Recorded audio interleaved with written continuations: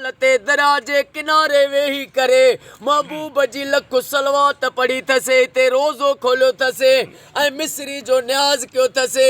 ओ मौला नबी सरदार जे ज़िक्र सलवात जो वास्तो थी। सिंधु दरिया सिंध जो वा सिंधु दरिया क़यामत ताईं सिंध में वहंदो रहे।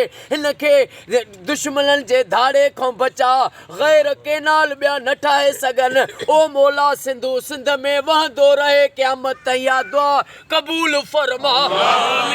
ओ रब असांजे जमात जे निगरान अरबाब अली साईं जो जेके हिन में कमियूं कोतायूं न इमाम हुसैन जे सदके नमू कमियूं कोतायूं दूर फरमा।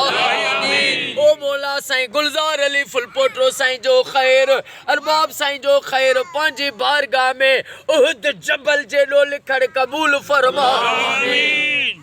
ओ मौला फ़कीर अरबाब अली साईं जे पुटनि खे अमड़ियुनि न्याणियुनि खे भाइरनि खे सेहत ऐं वॾी हयाती अता फरमा।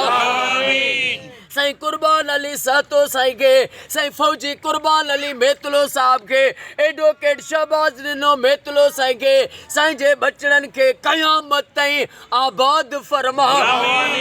अला यार फुलपोटो साईं जा साईं मोहम्मद इलियास सिमग साईं जा साईं बुगटी सर साईं जा बाबा साईं जा रब नवाज बुगटी साईं जा वेड़ा वसंदा राननि जा क़यामत ताईं बच्चा घर आबाद फरमा। फरादन साईं एहसानुल्लाह साईं खे ज़हीर सोलगी साईं खे जे बचड़नि खे आबाद फरमा।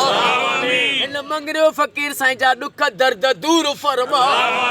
ओ मौला महबूब जी उम्मत खे शिया सुन्नी जे झगड़नि खां बचा। हर सुन्नी जे घर हर शिया जे घर हर वली जे दरगाहुल ते लख सलवातूं थियनि। या दुआ क़बूल फरमा। सॼे पाकिस्तान में सऊदीअ में ईरान में इराक में शाम में फ़लस्तीन में मिस्र में घर घर में लख सलवातूं थियनि। इहा दुआ क़बूल फरमा। अली असगर जे खून जो वास्तो थी मूंखे वफ़ादार साथी ॾे किरोड़े वफ़ादार साथी ॾे जेके दुरूद पढ़नि ऐं पढ़नि क़यामत ताईं साथी थी रहनि सचा। या दुआ क़बूल फरमा। असांजा रोज़ा क़बूल फरमा। सिंध धरतीअ मों बिरादरनि जा झेड़ा ख़त्म थी वञनि। या दुआ क़बूल फरमा। ओ मौला बे औलादनि खे औलाद अता फरमा। बीमारनि खे शफ़ा अता फरमा। बे औलादनि खे औलाद ॾे बेरोज़गारनि खे रोज़ी अता फरमा।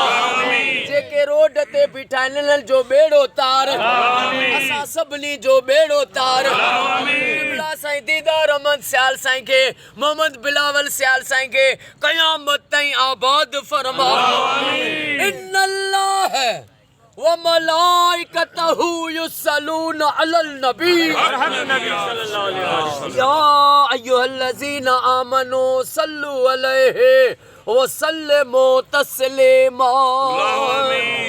अल्लाहुम्मा सल्लि अला मुहम्मद व आले मुहम्मद। ला इलाहा इल्लल्लाह मुहम्मदुर रसूलुल्लाह। नारे हैदर।